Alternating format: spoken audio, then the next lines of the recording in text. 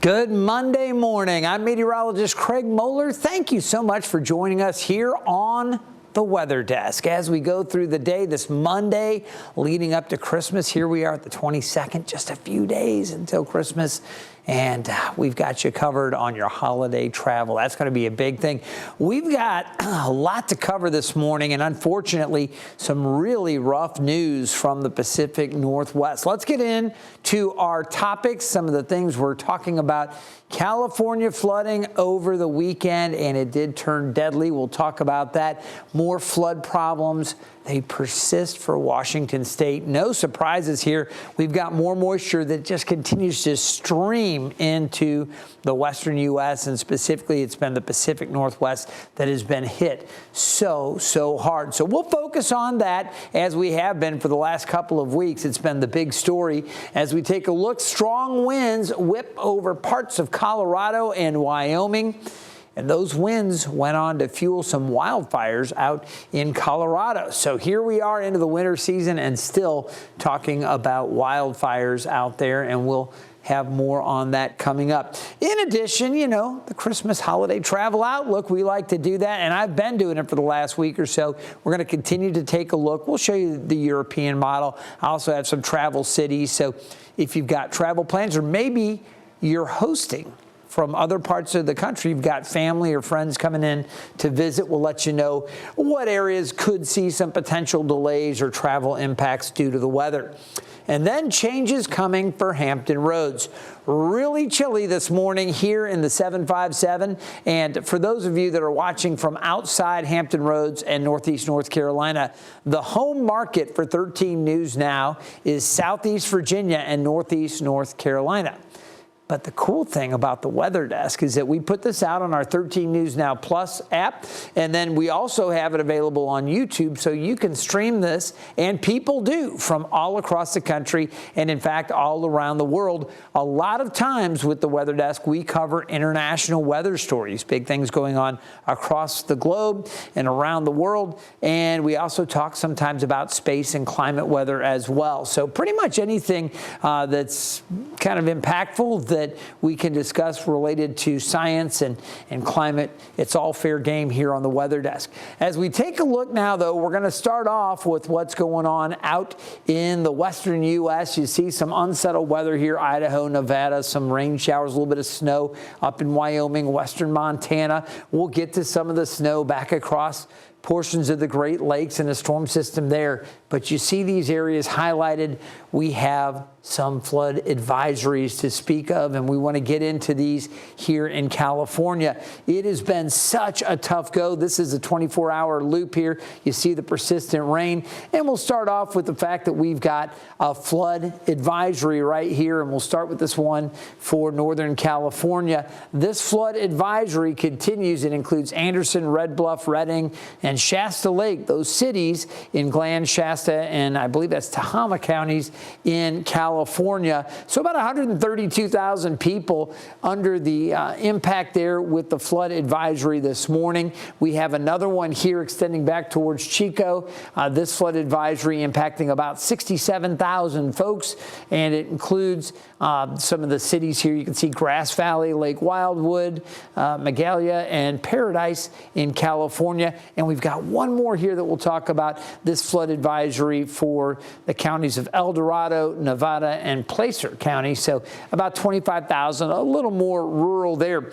Now we can take this full for just a second because I'm going to step over to what we call the weather pod or the weather island. And I want to click on a couple more advisories that are newer and just kind of popped up. You can see this one here just near Susanville. And I'll put that up there. It looks like a pretty narrow area, but this one just came up. And again, that's in Lassen County, about 17,000 people impacted with that. That's going to run through this afternoon. So, you know, that's a narrow one, most likely right along a river. That's been the case there. As we take a look a little farther to the east, there's another area, another little sliver here. But these are some of these areas that it pops up. You can see around Nervo, and it looks like maybe around Chianti, California. We've got a little flood warning or advisory going on there. That advisory Probably not a lot of people there impacted, but in Sonoma, you can see we do have this flood advisory. And again, it's really small stream and urban street flooding. This has been an ongoing problem. And we've been tracking the flooding out there now for a while. These conditions in the Pacific Northwest, the residents there experiencing extreme flooding. And you can see that flood risk today. It's level 3, very likely that we get additional flooding. Let's go ahead and show you what's going on. And here you can see the Eel River and Mad River in California. Both rivers have high levels of water, and the current is very quick there, as you can see. Anytime you see water like this, it's important to be cautious so you don't risk drowning. We've also got video and pictures from Humboldt County in California. You can see the water is as high as this deputy's chest here. I think we're going to get a better look at this, but very high water there, moving across the water. Never a good idea. That moving water, it doesn't take much depth at all to move the cars, and not real happy to see those motorists going through, but we do have the video. You can see the water coming up over the road. So we do have some more video to show you. I believe we've got that video of a deputy in like chest deep water, and there was another deputy that was actually relying on a jet ski to get through the water. So a lot of flooding issues going on out there.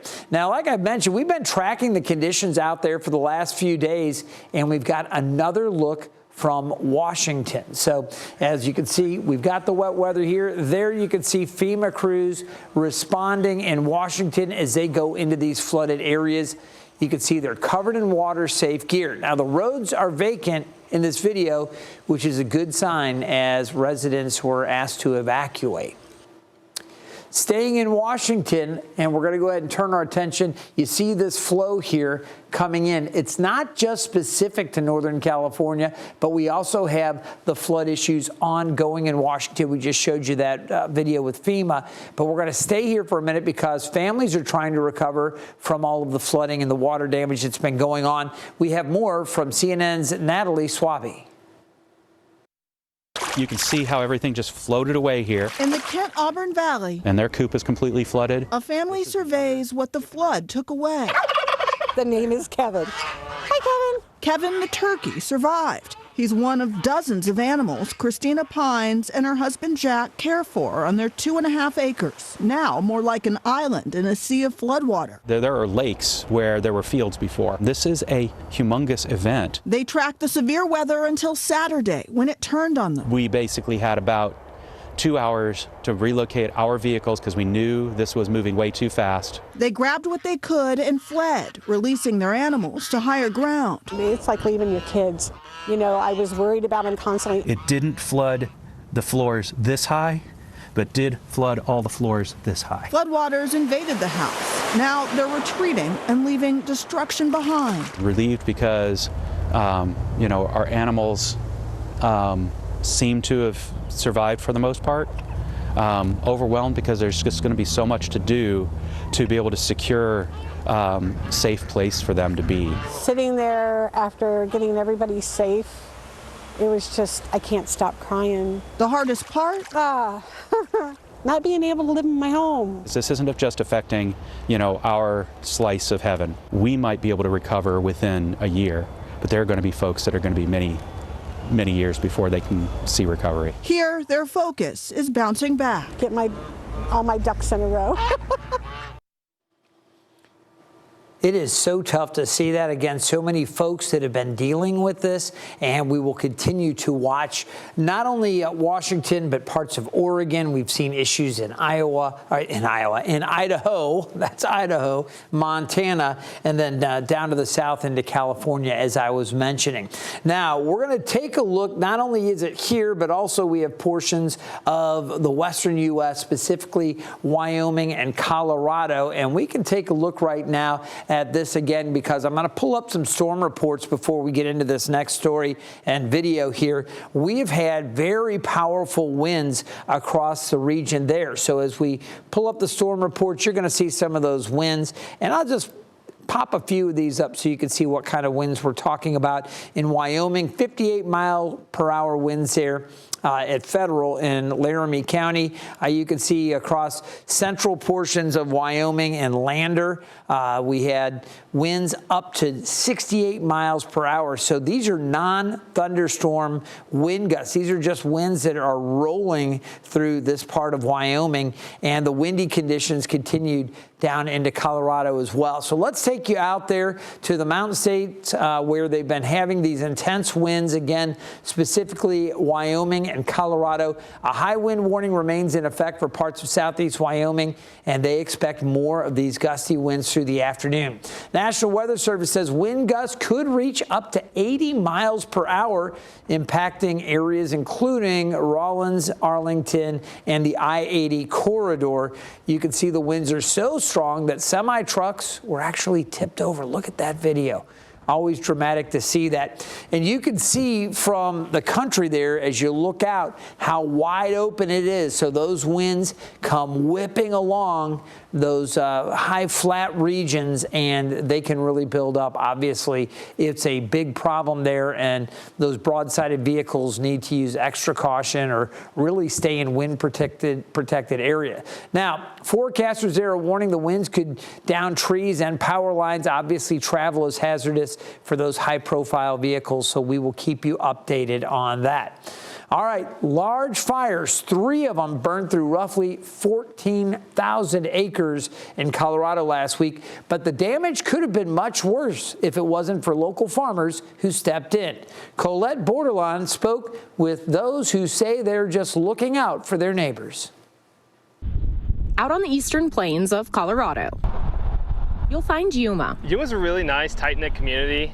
Everyone kind of helps each other out when it really comes down to it, like last night's fire. Joshua Baumgardner was stunned by the smoke that swept over his home on Wednesday night. It was the most intense wind we've had out here in definitely lots of years. And that fire was just whipping so quick. He instantly did what he could to help. The least I could do is just, if that fire's coming in that direction, I could go and warn them. So it was really, it was nice to be able to do something. 3 large fires sparked on Wednesday night. All of them are now contained after burning roughly 14,000 acres in the area. No serious injuries were reported, and authorities believe no homes were lost. I don't know how much we lost. We probably lost 700 to 800 acres on the east side of the ranch. So we actually fared really well compared to some of our neighbors. Tyson Brown is a 4th-generation farmer who was born and raised in Yuma, and he helped fight the fire from a tractor. What we're trying to do is just make a break in the soil so that way the fire doesn't have as much available fuel. Farmers and ranchers are used to helping out volunteer firefighters by providing water and their equipment. It's a collaborative effort to contain a fire. Since my wife and I moved back in 2010, I think that we've had to do this at least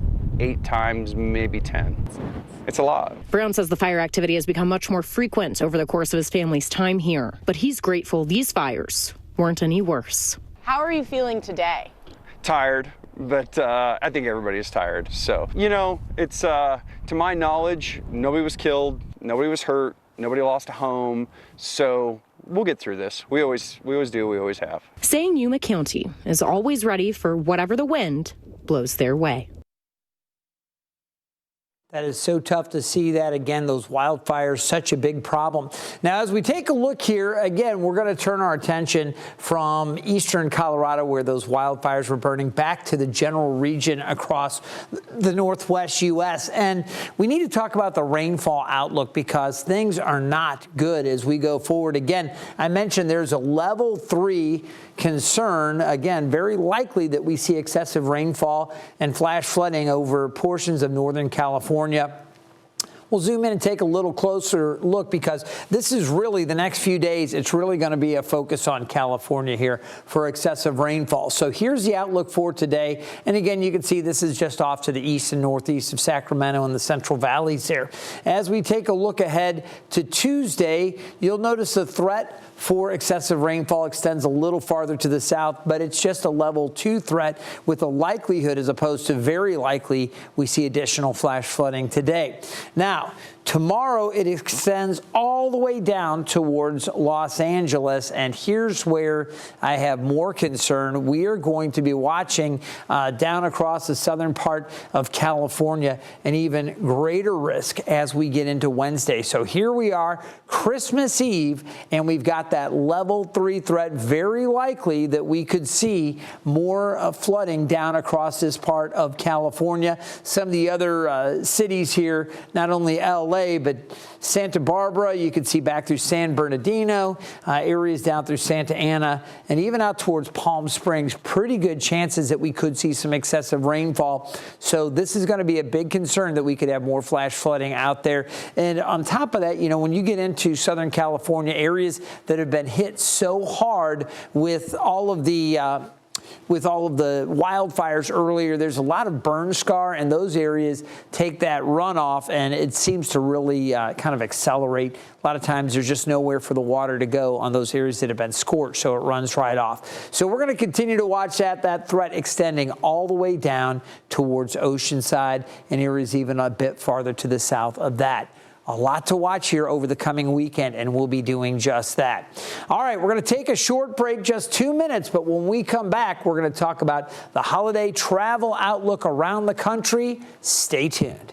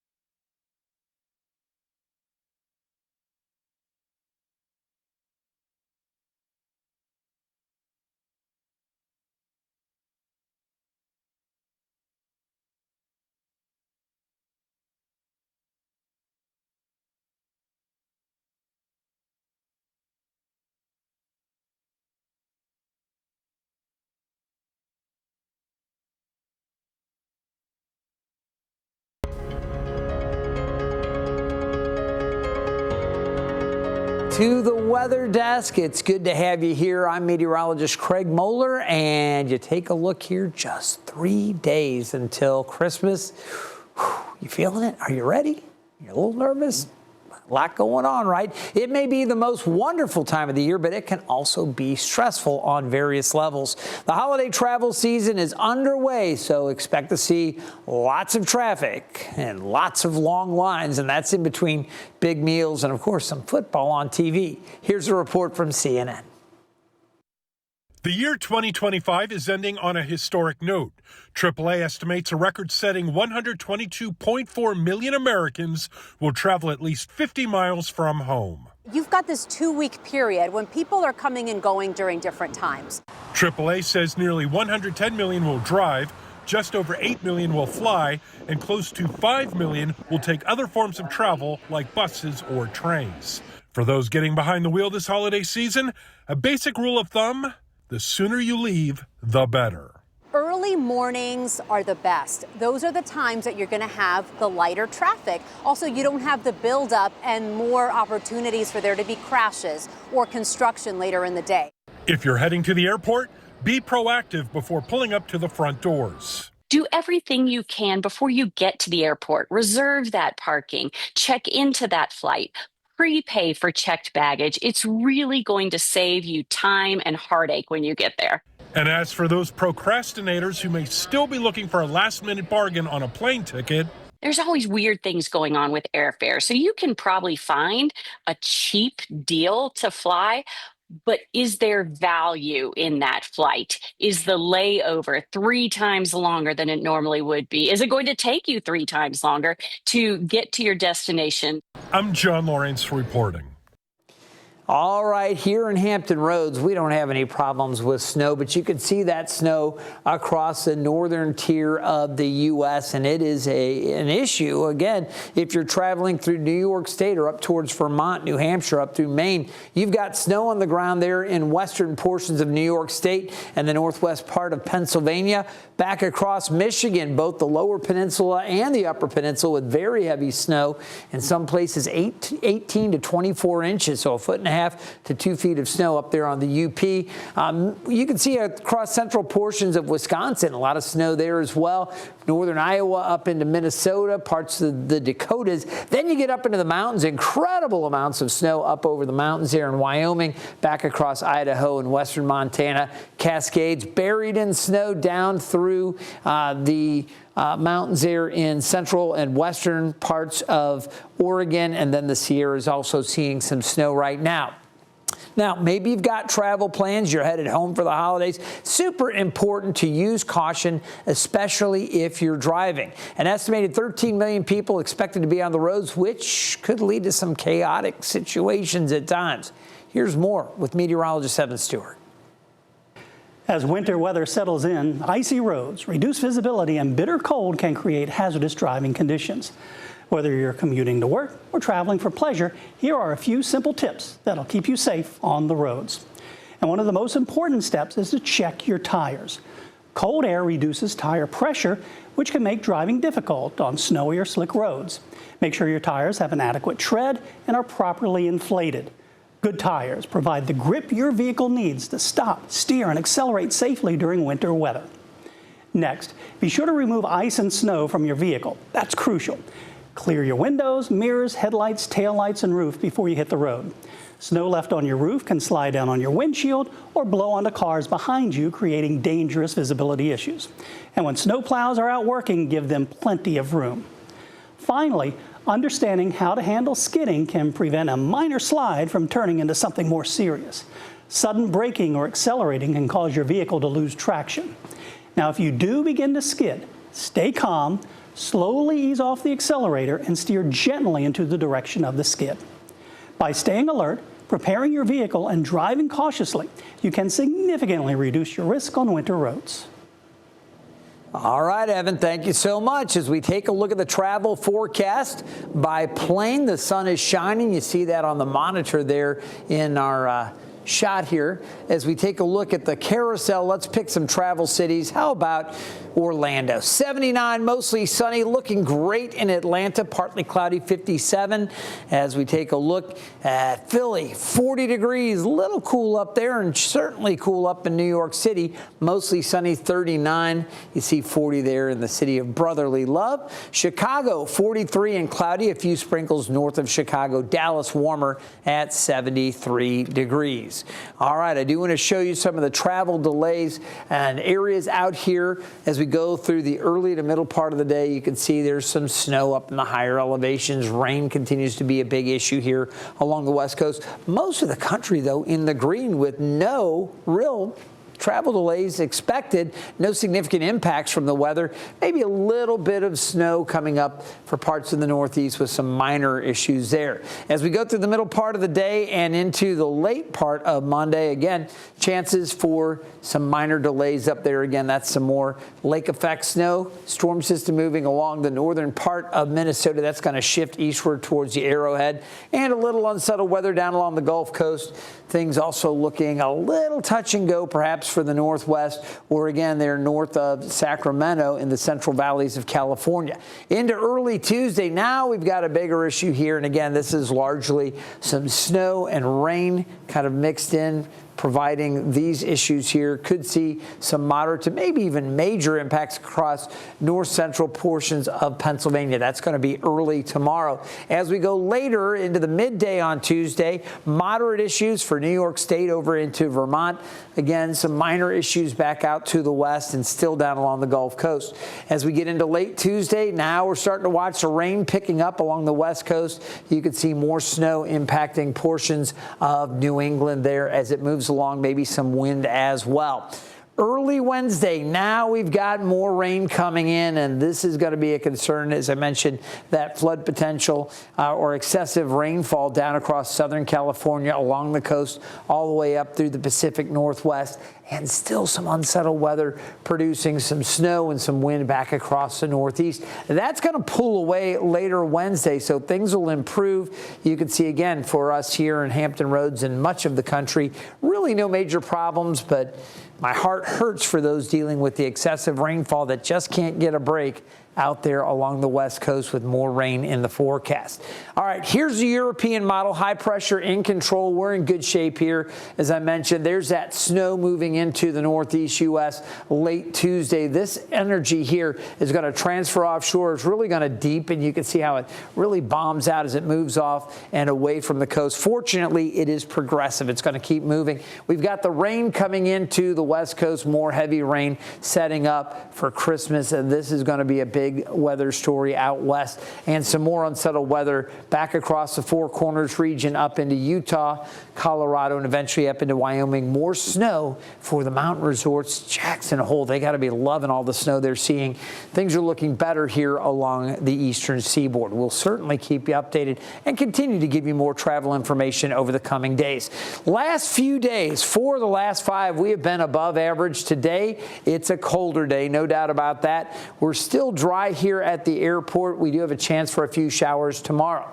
You can see the high yesterday was 58. Normally, we're at 54. We are 5.78 inches below average. That leaves us in abnormally dry conditions, moderate drought off to the southwest. So using a little bit of rain, we could, over the next couple of days. We're not going to see great chances for anything significant, but I do expect some isolated to scattered showers with light amounts coming up during the morning tomorrow. You'll notice by the afternoon we dry it out, things then clearing out late Tuesday. Rainfall amounts from all of the models, and they all show something for Hampton Roads, but the amounts generally light as we go through the day tomorrow, so not a lot there.